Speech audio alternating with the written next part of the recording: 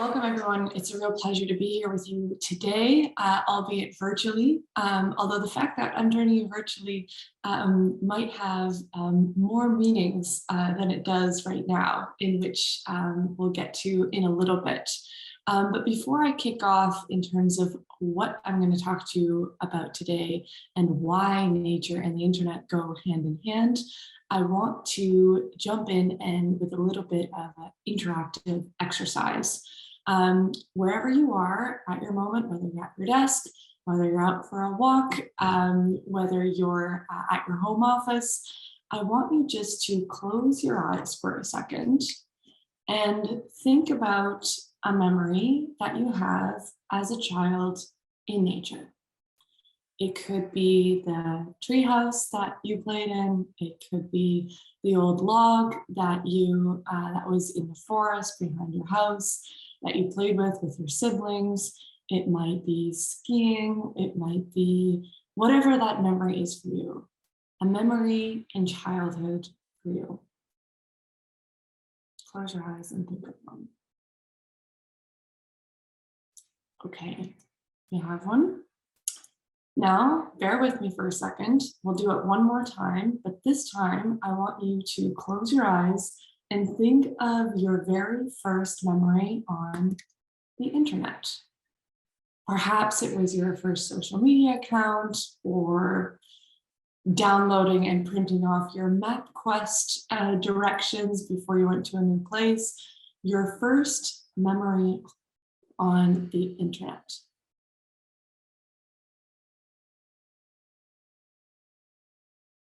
Okay, so I'm a millennial, and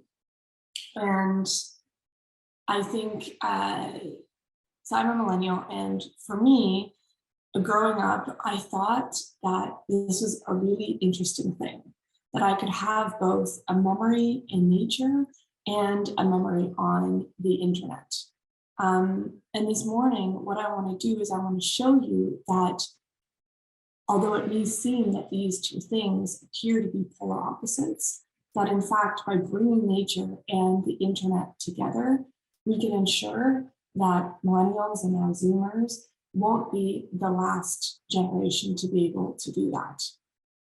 You see, these days, everything is online, from the way that we're doing this conference to how we work, how we communicate with one another, how we vote, how we have democratic uprisings, how we share innovations, how we get around, how we share information, and all of the consequences of such.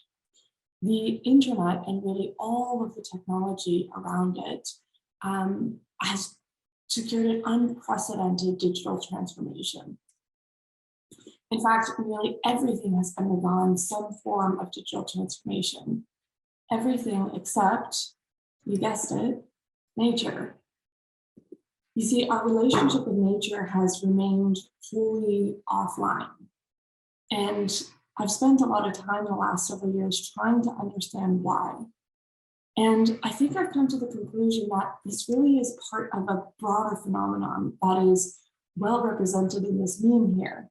This idea that there exists a sort of philosophy that nature has to be kept free from technology, that nature has to stay wild, that nature has to stay pure and away from humans. But humans are nature too.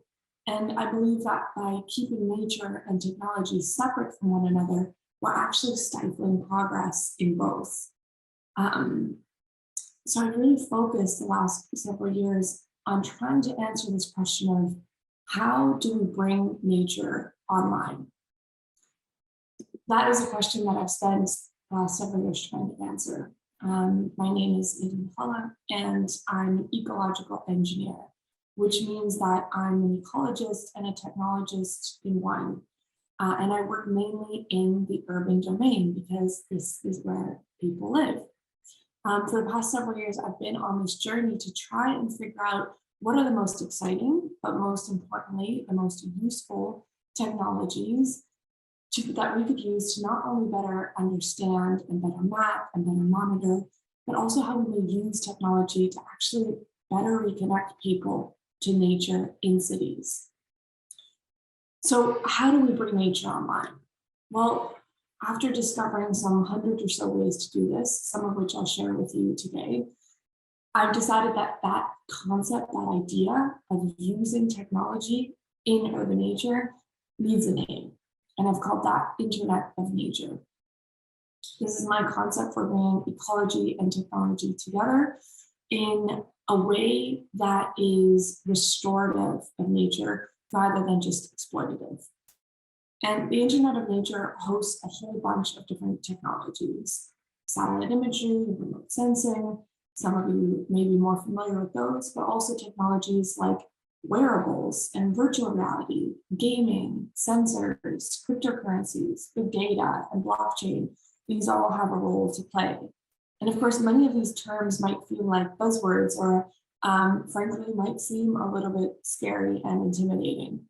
But that is exactly how I see my role as an ecological engineer, is to be that translator between the technology world and the world of ecology, and urban forestry, to be able to be the translator and be able to really disseminate those technologies and those lessons that we might glean from technology and be able to use them in this field. But just to make sure that we're all on the same page before we dive into some of those technologies, why do we need urban nature? Well, I think this diagram from ICLEI might offer us some of the many, many reasons why we might need urban nature.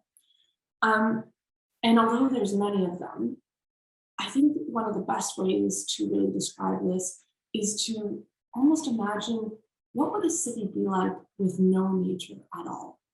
I think when we do that, when we take a step back and imagine what our cities would look like with no nature at all, only then does it become apparent everything that nature does for us. And as a bit of a sidebar here, there's this great thread on Reddit, if any of you are into Reddit. And what it's done is it's taken, these landscapes of cities, streetscapes, pictures, recognizable pictures of cities that we all know and love, and it's actually photoshopped all of the greenery out of them. And what happens is you're really confronted with what a city looks like when there's no greenery, no vegetation, no green space, no blue space at all. And it's a pretty dreadful place to live. No birds chirping, nowhere for excess stormwater or rainwater to go, no place to get coolness or shade on hot summer days, no way to create habitat for other species, no way to ensure livable futures for future generations. And I think we're really only just at the cusp of understanding just how critical urban nature is, not only to our ecological health and the economic health of cities, but also just to our own human health and well-being. And I really don't think we fully appreciate the benefits of urban nature until it's gone a lot of the time. And luckily, it hasn't gotten that far in many cities around the world. But I do think these past 2.5 years of the COVID pandemic have really shown us when humans are locked inside and when they're told to stay close to their homes and not go anywhere, when everything else is closed, especially in our dense urban environments, trees, parks, and the natural areas that were named were really the only areas to get a little bit of respite and refuge from the pretty massive global issues that we were facing. So I think really we've never seen the importance of parks like we have in the last 2.5 years. But even though we desperately need urban nature, nature doesn't have it so easy in cities, in these pretty extreme, hostile urban environments. Urban nature deals with a whole host of many of the same issues that, in fact, urban residents might deal with: chronic conditions, chronic stress, anxiety, infectious diseases, pollution. Perhaps if we could improve the conditions for urban nature, we might actually improve the conditions for urban residents as well. And that's really at the core philosophy of what I do. It's something that I really believe is that where nature thrives, people thrive too. So if nature has a hard time in our city, then it really goes further than just planting a tree there and planting a shrub there and planting plants there. This is really a much, much bigger question. And I think that's really an area where landscape professionals, urban foresters, tree care managers, urban ecologists really have to lean into this role that you can play. And I don't think we really, as urban foresters, feel that enough, that our job is so much more than just planting a tree here or there.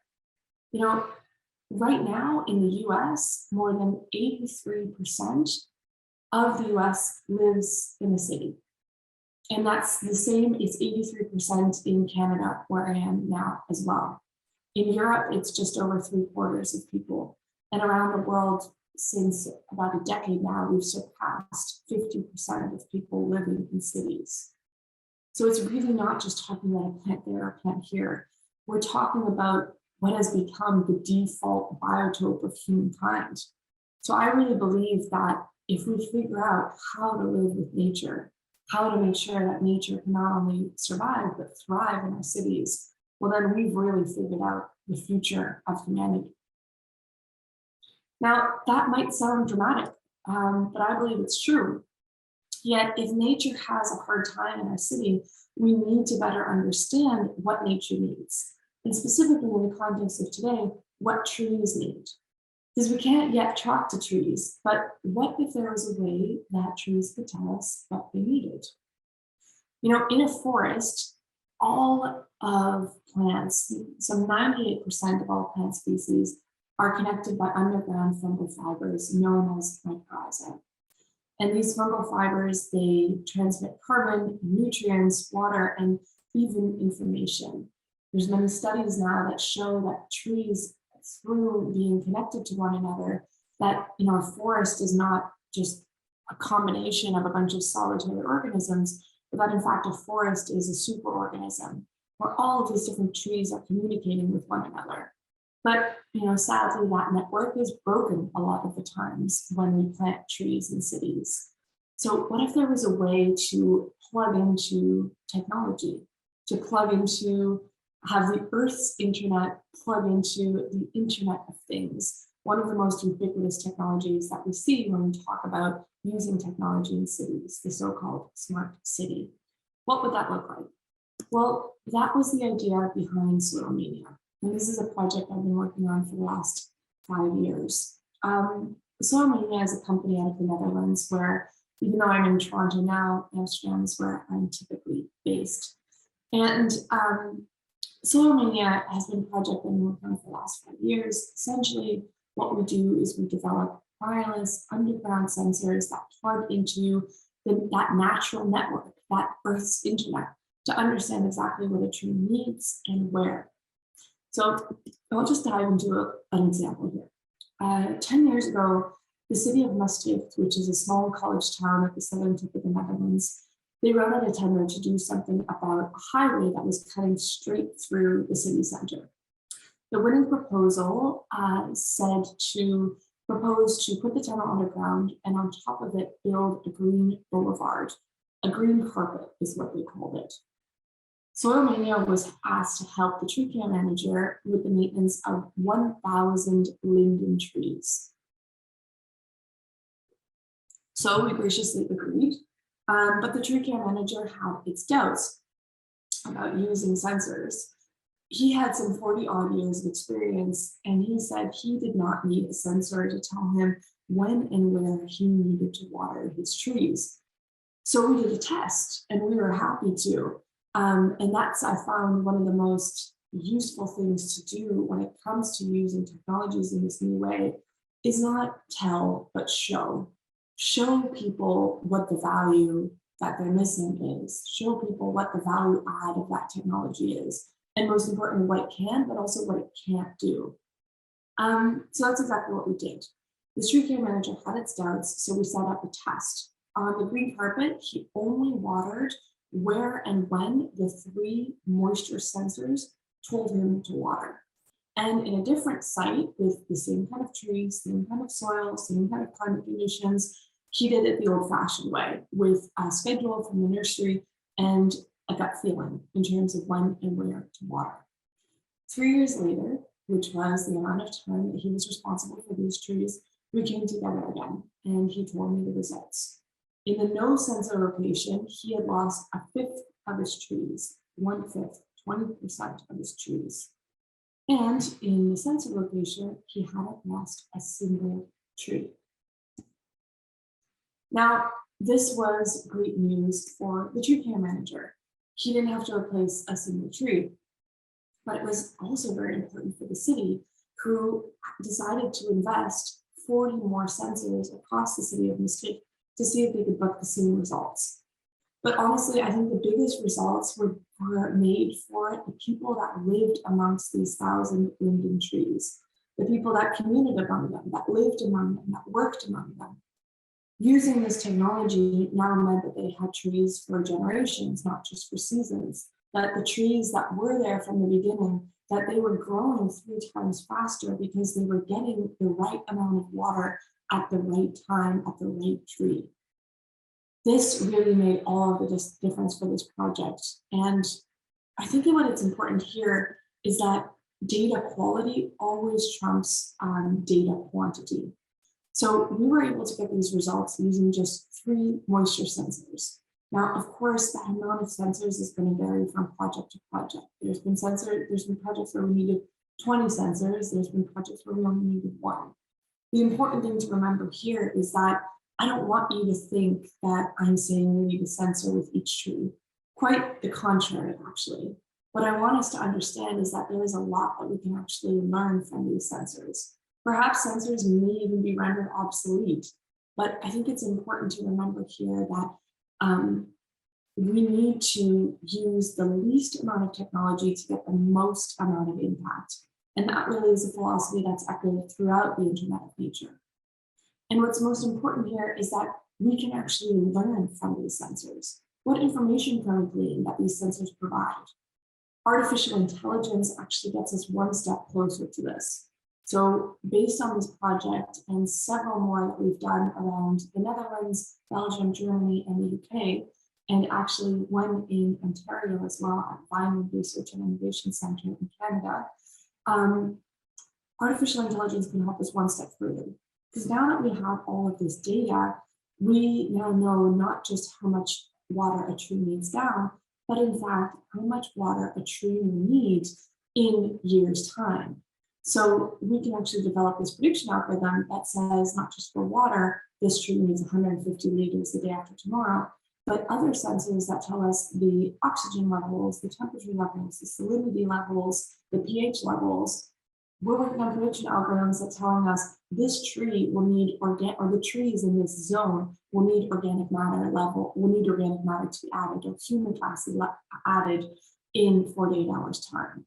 And what that does is it completely changes tree care from a very reactive industry to one that's much more proactive. What could that mean when we scale this and use these sensors on a larger scale?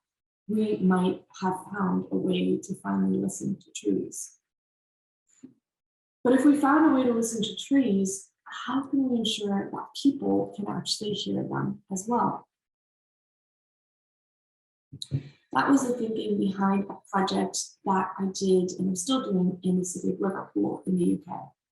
Now, what we did here is we installed not only soil sensors, but soil life sensors. And essentially what these sensors measure is, as mentioned, the moisture, but also the pH, but also the oxygen, temperature, and the nutrient levels. And this data is helping tree care managers now in projects all over the world better take care of their trees. But that information stays with tree care managers. What if that information was actually communicated to the public as well, as a way to communicate just not only how important urban forests are for the city, but also the very matrix in which they're growing. That protecting soil health in our communities was going to hold the key to promoting urban forestry health in the future. What if there was a way to do that? Well, we thought that a fun way to do that might be to translate that sensor information that's then translated to data. If we could translate that to rules, that when that data from that tree met certain amounts of rules, a certain percentage of soil moisture, a certain amount of oxygen level, a certain amount of relative humidity, what if that data could then be translated to tweets that we could then share on Twitter automatically? That is exactly what we did with Bowie. Bowie is a tree that's outfitted with both soil sensors and tree sensors in the center of Liverpool on a university campus. And what Bowie is now doing, and you can now follow Bowie the Birch on Twitter, which I highly recommend you do. Bowie is tweeting out how it feels about being an urban tree. But this is not just tweets that we've written up trying to be a tree. These tweets are actually informed by actual data coming from Bowie. So Bowie might say something like, gosh, I'm thirsty. Maybe my other tree friends are too. Check up on your local tree today. Is the soil dry? Why not give us a few bucketfuls of water? Or perhaps the soil is warm and moist, just the way I like it. Or coming into the fall, he might say, I've stopped growing for the year, getting ready for the long cold winter. I'll be losing my leaves soon. Hashtag see you in the spring. And there's other tweets that you can discover on Bowie the Birch's Twitter page as well, ways that we might be able to inform how using social media might be a way to get people more engaged with our urban forests. See, the thinking here is that if we can,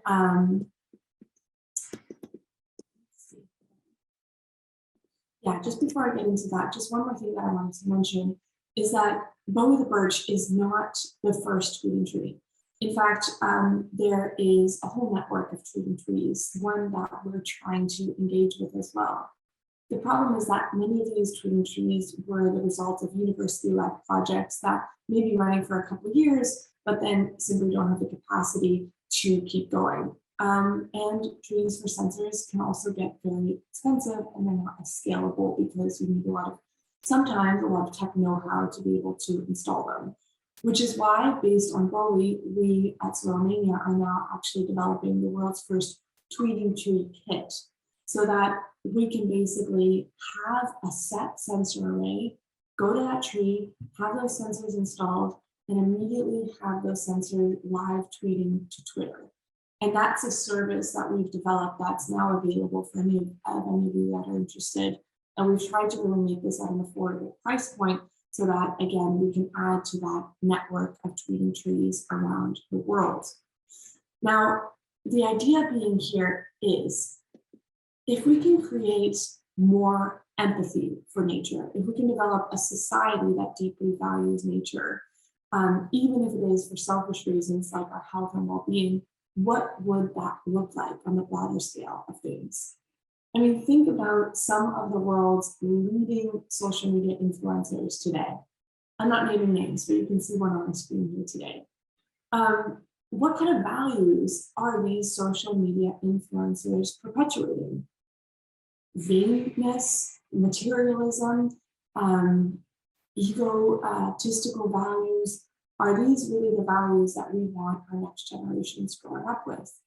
What could be the values and the norms that a tweeting tree or any other kind of natural organism on social media, what kind of values might they be able to perpetuate? And what would that look like going into our future? The idea of being here, and there's research to show this, is that if we can better understand the natural ecosystem around us, the trees around us, if we can better understand what they're going through, that in itself provides the basis to cultivate more empathy for those systems. And the more empathy that we're able to feel for trees, research shows the more likely we are to value them and take care of them now and in the future. I want to take you through another example using technology that might be able to really cultivate more of that empathy for trees. This is me and my family enjoying the world premiere of the first ever geo-fenced immersive audio experience of urban trees in the world, at least the only one I know of. Essentially how it works is rather than a classic audio tour where at each destination you have to scan a QR code and a story will pop up, this one works completely using geofencing technologies. So this route has been laid out. You start the route on your phone, and based on your GPS location, it follows where you're walking, giving you audio cues in your headphones. The idea being is that for this hour and a half that you're in this audio tour, you are completely immersed in the experience.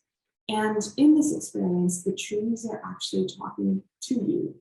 And the founder of this project, Puk van Dijk, in the north of Amsterdam, essentially what she's done is she's taken many of the stories that are facing this particular neighborhood in Amsterdam, stories of poverty, drug use, gentrification, many of the issues that are facing this particular neighborhood that really are universal to many neighborhoods around the world.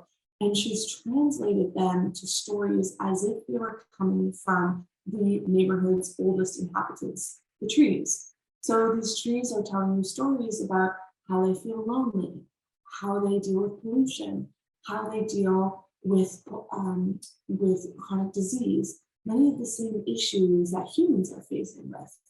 And what it's done, I mean, as a tree lover, I really did not need to love trees even more, but I can tell you that through the lens of my family and also other people that I've spoken to that have done this tour, they do not look at trees the same way. In fact, there's now an urban planner within the city of Amsterdam that is actually working towards making this mandatory listening for all of the planners and engineers and civil engineers that work within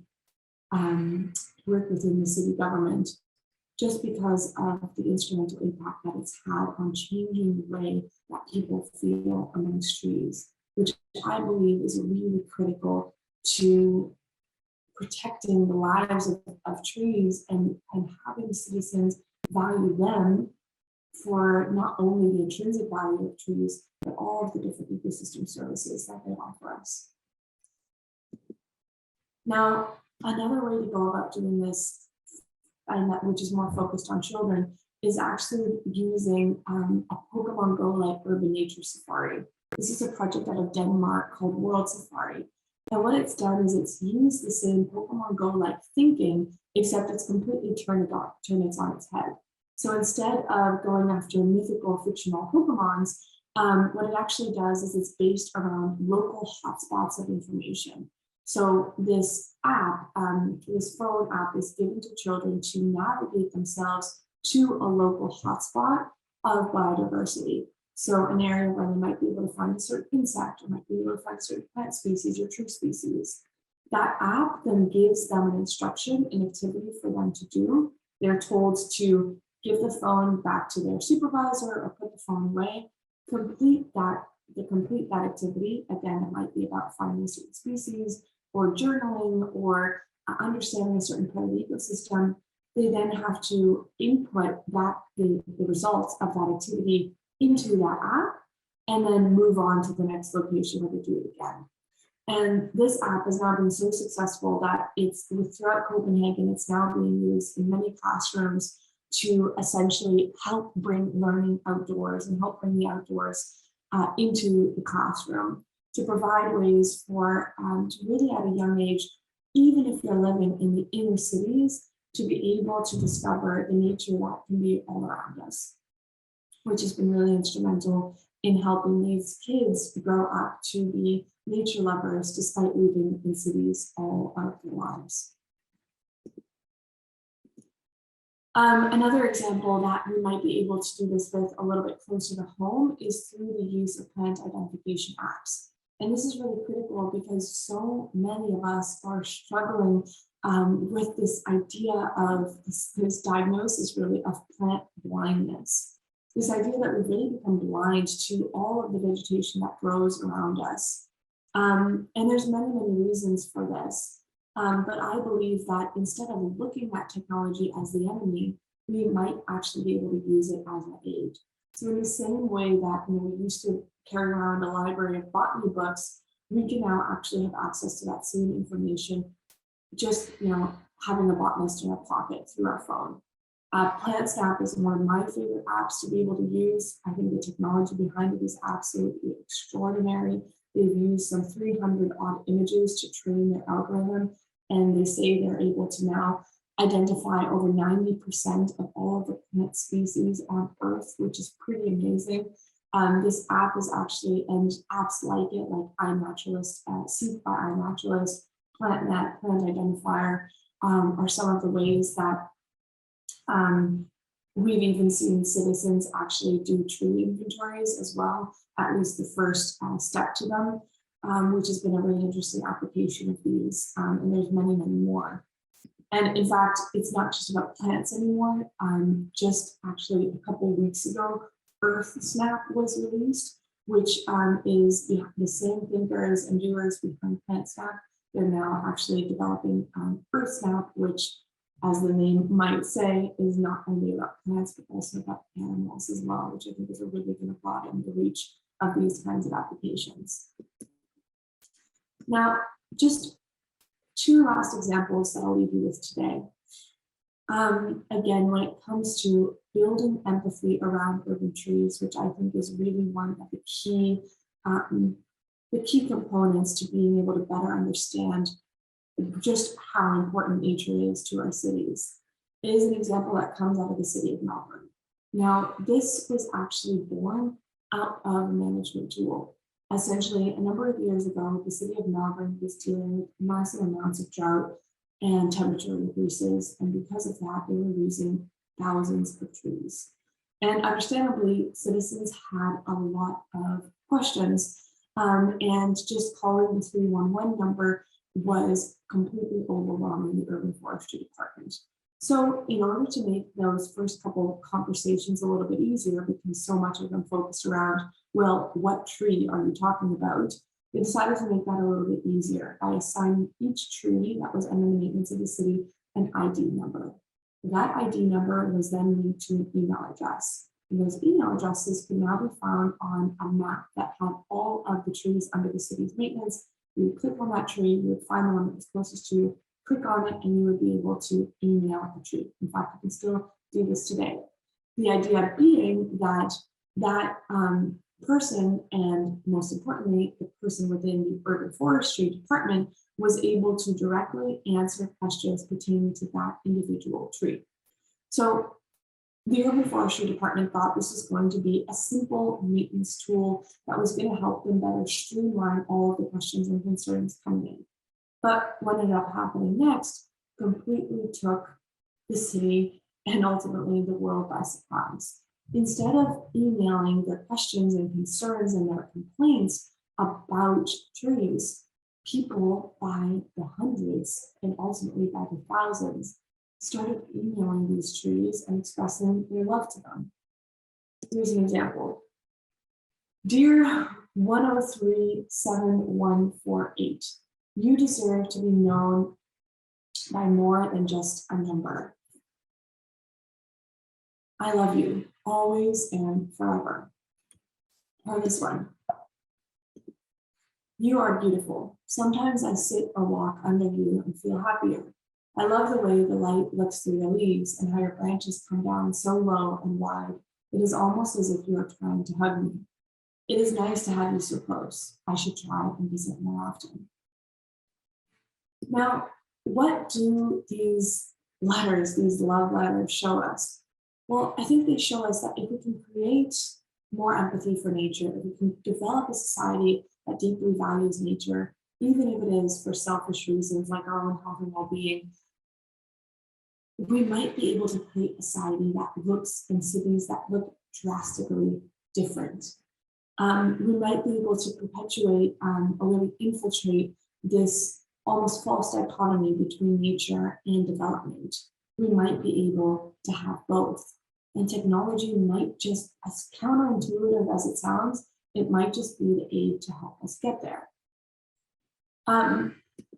The last example I'm going to leave you with is this idea that nature is good for our health. I think this is something that many doctors, practitioners, and cities around the world are waking up to. There are now programs like nature prescriptions and pro prescriptions that have doctors prescribe time in nature for obesity, heart conditions, and often depression and anxiety, which of course is a rising issue, especially in city environments around the world. There are over 1,000 peer-reviewed articles that show a connection between time exposed to nature and a positive impact on human health and well-being. So if we know how important nature is to our health, it follows that we should understand where nature is and where it is not, so that we can improve these areas. But as it turns out, quantifying nature is a very, very difficult question. Luckily, I think that by combining a whole host of these different Internet of Nature technologies, we're getting one step closer to answering that very question. And the way that I'm going about doing that is together with NatureQuant. And NatureQuant is a company that's based out of Oregon. And essentially what we're doing is by combining satellite imagery, Google Street View imagery, GIS and land classification databases, noise and air pollution databases, tree canopy data sets, park inventories, information on where parks are and where they're not. Essentially, every bit of data we can get our hands on in terms of urban nature, we're combining all of that and fusing that with a machine learning algorithm that essentially optimizes at a 10-meter resolution how nature scores for how it does in terms of the health outcomes. So essentially, how good is the nature in your area at combating health and heart disease, depression, and anxiety? That in turn makes up the nature score. So that is a map at a 10-meter resolution. And that is now in the works of being used by the White House to really prioritize federal investments in nature deficient areas. And it's also being used by the Arbor Day Foundation in their quest to plant 500 million trees in the coming 5 years to celebrate their 50th anniversary. They're using this map to really quantify where are the areas of greatest need. Where are these areas that are nature deficient? Because as we know, these nature deficient areas tend to coincide with areas of greatest socioeconomic need as well. How can we better distribute trees in our urban areas to make sure that everyone has equal access to them? So now that we have a map to help us better understand why we need to invest in nature, we need to get people into that nature. And a lot of people ask, well, if we know that nature is so good for us, how much nature do we need per day, per week, per year, per month? A British study is giving us probably the closest estimate to that question. It was a British study with over 20,000 Brits, and it taught us that people need to spend a minimum of 120 minutes in nature per week to maximize its health and well-being impacts. So do you know how much time you spend in nature per week? I definitely didn't before Nature Dose came along, which is the app that we're building on top of Nature Score. So essentially what Nature Dose does, it's a step counter, a pedometer for nature. So nobody talked about 10,000 steps before the step counter, before the Fitbit came along. And my hope is that in the same way that the Fitbit has revolutionized how many steps people are getting every day and how they're tracking the steps every day, Nature Dose will do the same with your exposure to nature. So it's essentially a pedometer for the time in nature, but it works in the background. So it's not meant to add to your screen time by any means. It's meant to work in the background in the same way the step counter does. And it essentially aggregates your time inside, outside, and your time exposed to nature. And what I'm hoping is that this can really revolutionize not just who gets out in nature, but also in the way that we track this. So Nature Dose is available in the US. It's been live since January. So in the US today, go to the App Store and download Nature Dose and start tracking the Nature Dose today. But of course, the app is relatively new. So we have the app as part of a dozen at this point clinical trials with Clemson University, University of Portland, Oregon, the Harvard T.H. Chan, and Kasana Health, a couple of different organizations, to essentially try to understand what is the role of, and how do we, let me try that again. Now that we have a way to objectively measure time in nature, what does that mean on a number of different parameters? What does that mean, for example, at the Harvard T.H. Chan School of Public Health? What does that mean for the quality of work for nurses? What does that mean for mental health of college students? What does that mean for the suicide risk of teenagers that are under the supervision of psychiatrists? What does that mean for heart disease and obesity levels? These are a number of different questions that we're looking at through these clinical trials. But most importantly, I'm curious what this means for the overall business model of nature in cities, because we've never had this objective way to measure our dose of nature, right? So in the past, nature has been, in cities, has been almost the complete responsibility of our city governments.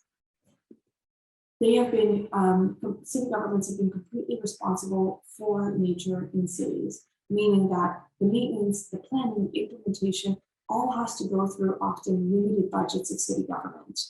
But if we can show and if we can prove that spending time out in nature is going to increase employee productivity, is going to decrease healthcare costs, is going to increase cognitive development of kids.